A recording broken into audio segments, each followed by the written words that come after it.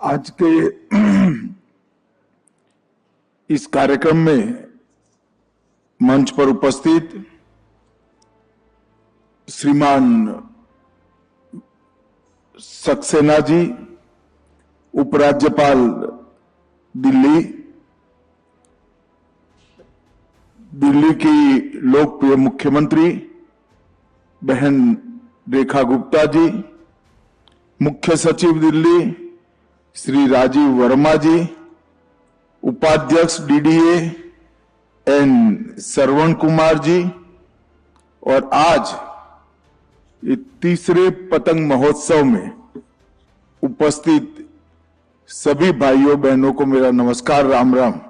सबसे पहले मैं आज जब भगवान सूर्य नारायण मकर राशि में संक्रांति कर गए हैं, तब मकर संक्रांति, पोंगल, लोहड़ी, माघ बिहू और उत्तरायण के मौके पर देश भर के सभी लोगों को और विशेष कर किसान भाइयों बहनों को हृदय पूर्वक की शुभकामनाएं देता हूं। मित्रों, हम सब जानते हैं कि उत्तरायण का ये पर्व पूरे देश भर में अलग अलग नाम से मनाया जाता है, और ये पर्व खुशी का पर्व इसलिए है कि हमारा ऋतु चक्र, हमारा जीवन का अस्तित्व एक प्रकार से असीम ऊर्जा के स्रोत भगवान सूर्य नारायण पर निर्भर होता है। और राशि चक्र में सूर्य नारायण जब उत्तर की दिशा की ओर गति करते हैं, तब उनकी किरणों का सबसे ज्यादा फायदा भारत को और समग्र विश्व को मिलता है। इसलिए परंपरा से हमारे यहां भगवान सूर्य नारायण की उत्तर की गति को हमेशा से शुभ माना गया, और जिस दिन सूर्य मकर राशि में प्रवेश करते हैं उसी को मकर संक्रांति कहते हैं। और कालक्रम में कई सारे देश के अलग अलग हिस्सों में मकर संक्रांति, पोंगल, लोहड़ी, माघ बिहू, उत्तरायण, और उत्तर प्रदेश, मध्य प्रदेश, बिहार में खिचड़ी उत्सव के नाम से भी इसको जाना जाता है। मूलतः ये किसानों का उत्सव है, और यहां से किसान अपने नए साल की एक प्रकार से शुरुआत करते हैं। और कवि कालिदास ने भारत के लिए एक बहुत सुंदर शब्द प्रयोग किया था, उत्सव प्रिय जनाहा। भारत के लोगों को उत्सव प्रिय होते हैं। हर ऋतु में, हर सीजन में हमने उत्सवों का आयोजन किया है, और उत्सव के माध्यम से पूरे समाज को एकत्रित कर हम आगे बढ़ने की सोच रखने वाले लोग हैं, और उत्तरायण उसी का एक हिस्सा है।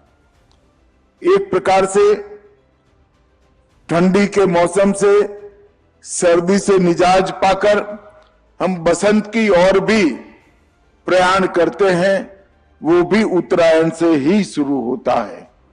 और आज दिल्ली सरकार और डीडीए ने तीसरे पतंग महोत्सव का आयोजन किया है। ये शुरुआत जो हुई है, वो शुरुआत इसको सातत्यपूर्ण प्रयास से ज्यादा लोकप्रिय, ज्यादा लोकभोग्य बनाने की जरूरत है।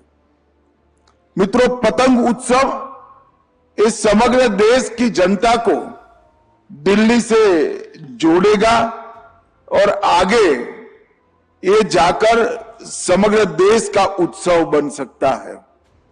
और मेरा तो आग्रह है दिल्ली प्रशासन से और डीडीए से कि पतंग उत्सव को दिल्ली में और सारे देश में पतंग उत्सव में दिल्ली के पतंग उत्सव को केंद्र बनाने के लिए एक समिति बनाकर इसके विस्तार का और इसकी जन भागीदारी का चिंता कर इसको एक प्रकार से परिपूर्ण उत्सव बनाना चाहिए।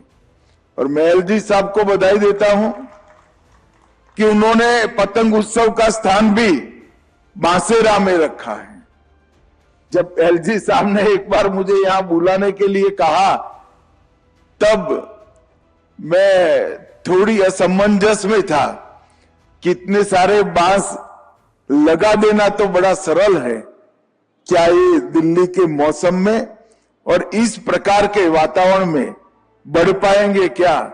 मगर आज बांसेरा को देखिए, देश की हर नस्ल का बांस दिल्ली को अपना बनाकर एक सुंदर प्राकृतिक स्थान इस बांसेरा में बन चुका है। ये बांसेरा एक प्रकार से परिचायक है कि कोई अपने संकल्प को जमीन पर उतारने के लिए कृत निश्चयी हो तो कैसे परिणाम आ सकता है। और ये बांसेरा आज दिल्ली वासियों के लिए एक बहुत सुंदर स्थान बना है।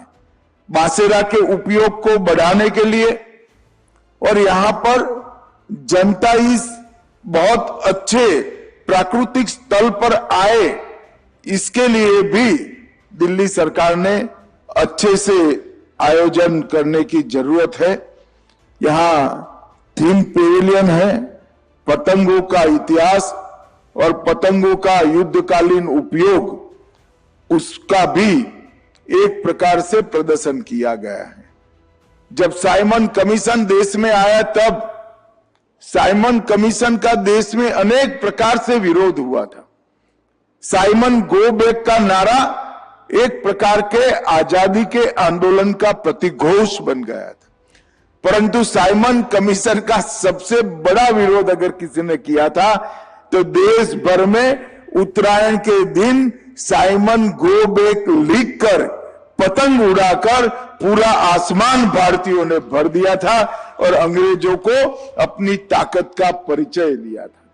तो पतंग ने उस जमाने में आजादी के आंदोलन में भी एक बहुत बड़ा योगदान देने का काम करा था।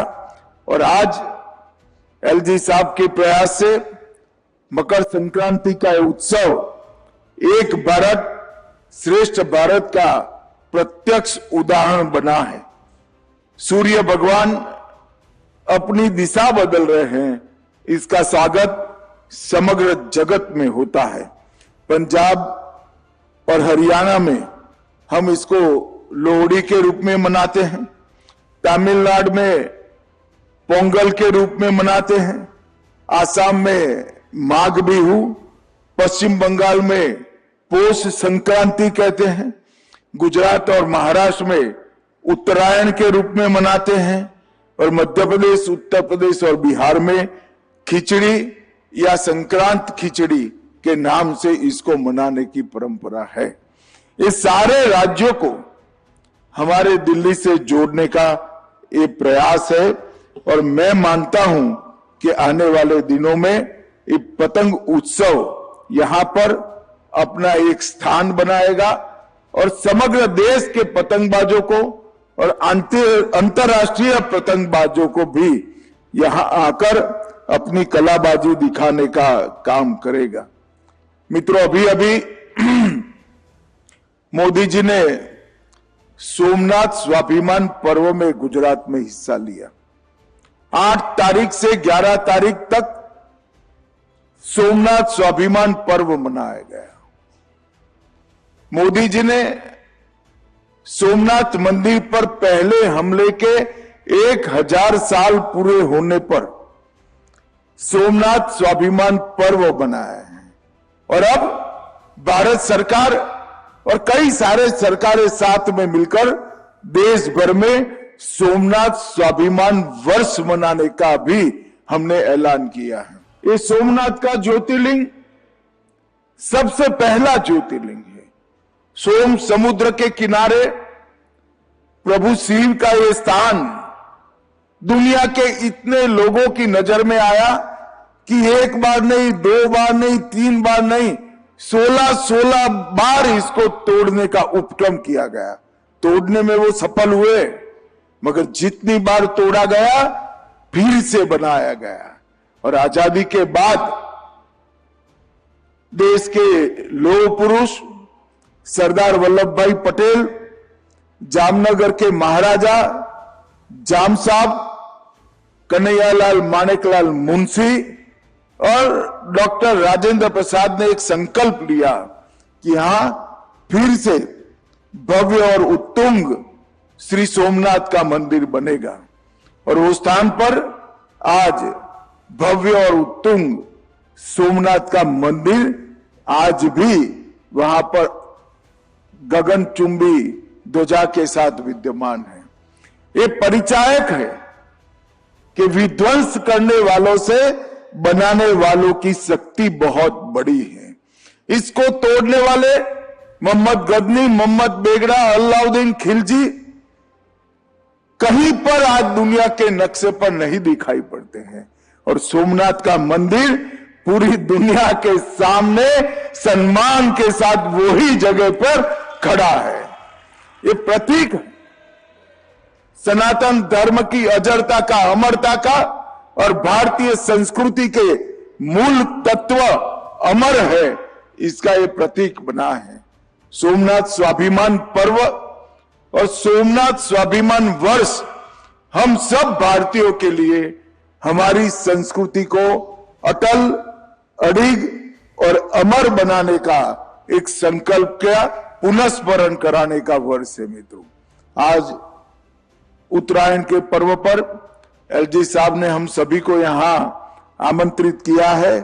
मैं आशा करता हूं कि अभी से ही, जब से ये पतंग उत्सव समाप्त हो तब से दिल्ली के सारे विधायक, सांसद, सरकार, डीडीए सभी मिलकर अगले पतंग उत्सव की तैयारी करें और अगला पतंग उत्सव ऐसा हो जिससे हमारे पतंग उत्सव का स्थान देश और दुनिया के पतंग उत्सव के अग्रिम स्थानों में सुनिश्चित हो जाए। मैं फिर से एक बार एलजी साहब का, दिल्ली सरकार का और डीडीए के इस प्रयास की भरसक प्रशंसा करता हूं और आशा करता हूं कि आने वाले दिनों में ये उत्सव, ये महोत्सव और ऊंचाइयों को प्राप्त करेगा। मेरी दिल्ली वासियों को उत्तरायण की अनेक अनेक शुभकामनाएं। वंदे मातरम।